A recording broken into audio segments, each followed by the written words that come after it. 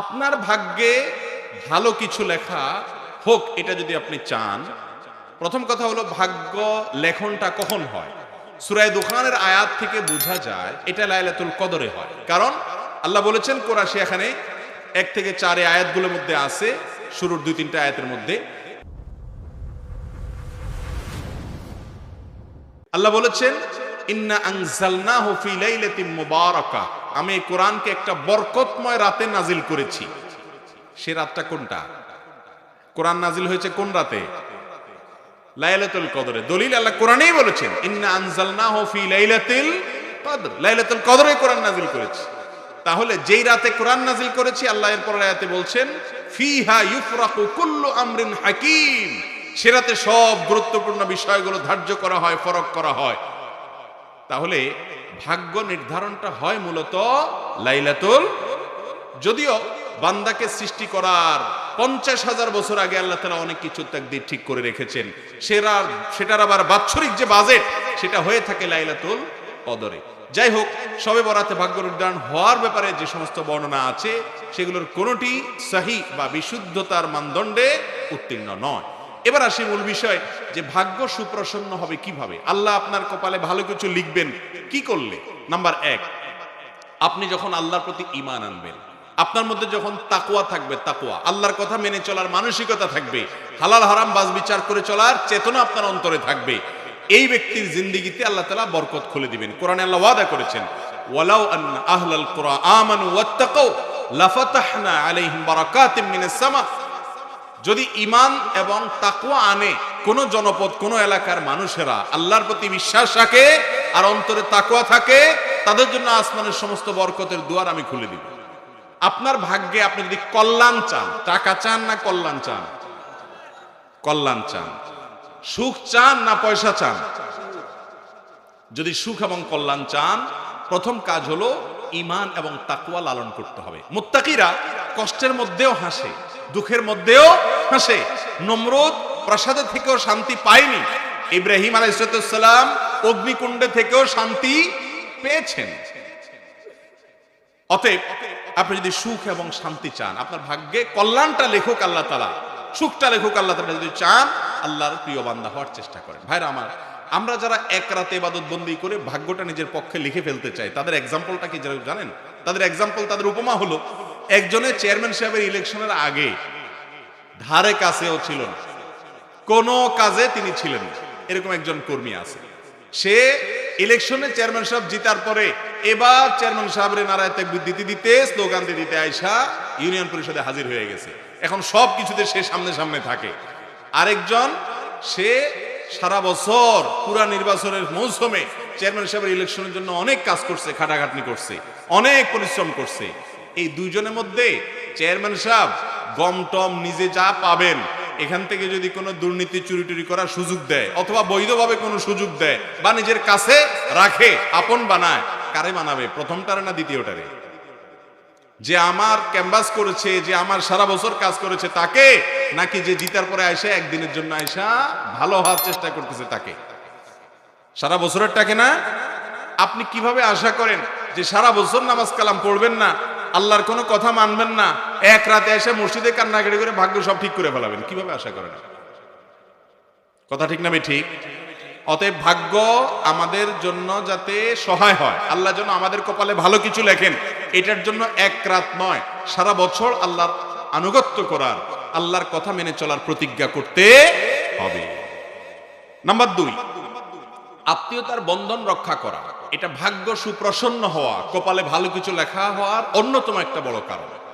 নবী করিম সাল্লাল্লাহু আলাইহি সাল্লাম বলেছেন বুখারীর হাদিসে, মান সাররাহু আন ইউবসাতা লাহু ফি রিজকিহি আও ইউনসালাহু ফি আসারিহি ফালিয়াসিল রাহিমা।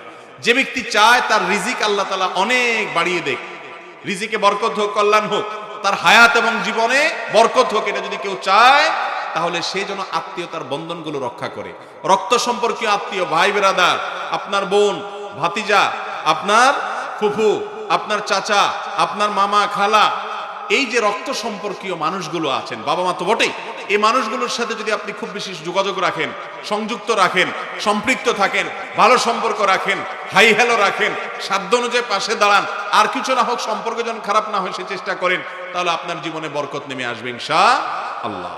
তৃতীয়ত, আপনার ভাগ্যে ভালো কিছু লেখা হবে যদি আপনি আল্লাহর প্রশংসা করতে শিখেন, শুকরিয়া আদায় করতে শিখেন। আল্লাহ বলেছেন, লা ইন শাকারতুম লা আযীদান্নাকুম, যদি তোমরা আমার কোন নিয়ামত পাওয়ার পর কৃতজ্ঞতা আদায় করো, আলহামদুলিল্লাহ বলো, শুকর আদায় করো, যে নিয়ামত পাইছো এটাকে আমি আরো বাড়াই দেব।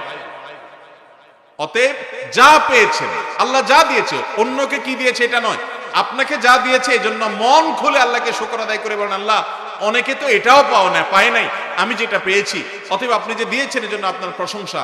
এই প্রশংসা করা মানে হলো আপনার নিয়ামত আরো বৃদ্ধি হয় ইনশাআল্লাহ। অতএব অনেক মানুষ আছে নিয়ামত না পাইলে, একটু এদিক সেদিক হলে, একটু কম পাইলে অস্থির হয়ে যায়, নাশকর হয়ে যায়। ভালো করে শুনে রাখেন, এই পৃথিবীতে নাশকরকে কখনো আল্লাহ তাআলা নিয়ামত দেন না। বহুত নাশকর আছে দেখবেন সারা জীবন হাউতাস করে, নাই নাই কিছু হলো না রে, গেল না রে, শেষ হলো রে, কপাল পড়ে, আমি শেষ হয়ে গেলাম, ধ্বংস হয়ে গেলাম, ভাগ্যরে গালিগালাজ করে, এগুলো সারা জীবন কপাল পড়াই থাকে। আর যারা যা পাইছে এটার উপর শুকর আদায় করে, আল্লাহ তাদের নিয়ামত বাড়িয়ে দেয়। অতএব 3 নম্বর আমল হলো ভাগ্যে ভালো কিছু লেখার জন্য আল্লাহর প্রশংসা করা, যা পাইছে এটা শুকর আদায় করা। 4 নম্বর হলো সাদাকা করা, দান। দানে ধন বাড়ে। আপনারা দেখেছেন গ্রামে বিশেষ করে চাপকল আছে না, চাপকল যখন পানির লেয়ার নিচে নেমে যায়, আপনি জগে করে পানি নিয়ে আসেন, এই পানিটা আনার পর কি করেন আপনি কি সেগুলা ঢেলে আরো চাপ দেন, নাকি বলেন না বাবা যেটুকু আছে এটুকু আমার কাছে থাকুক, যদি মোটেও পানি না ওঠে তাহলে কি হবে, তার সাথে যেটুকু আছে এটুকু আমি ধরে রাখি? এটা করে কেউ? বরং যেই জগ আছে ওই জগ দিয়া চাপ শুরু করে, এরপরে এমন পানি উঠে যে আর জগ ভরেও কুলান যায় না। ঠিক না ভাই? ঠিক ঠিক একই ভাবে যারা অভাবে আছেন, আপনার সাধ্য অনুযায়ী কিছু কিছু দান করেন, গরিব মানুষকে, অভাবী মানুষকে কল্যাণের পথে একটু একটু দান করেন। আপনি 1000 টাকা আছে, 10 টাকা দান করেন। দান যত করবেন আল্লাহ তাআলা তার ধনকে বাড়িয়ে দেয়, সম্পদকে বাড়িয়ে দেয়। আর কৃপণ এই ব্যক্তি দেখা যায় হয়তো অনেক পয়সা করি আছে, সে সব সময় ভিখারির মতো, তার টান থাকে, অভাব থাকে, কখনো অভাব দূর হয় না। এজন্য বরকত এবং আপনার জীবনে আপনার ভাগ্যে ভালো কিছু লেখা হবে তখন যখন আপনি দান দক্ষিণা করার মানসিকতা রাখবেন। এবং নাম্বার 5 এবং সর্বশেষ এই নাম্বারটি বলবো, সেটা হলো বেশি বেশি আল্লাহর কাছে ইস্তিগফার করা।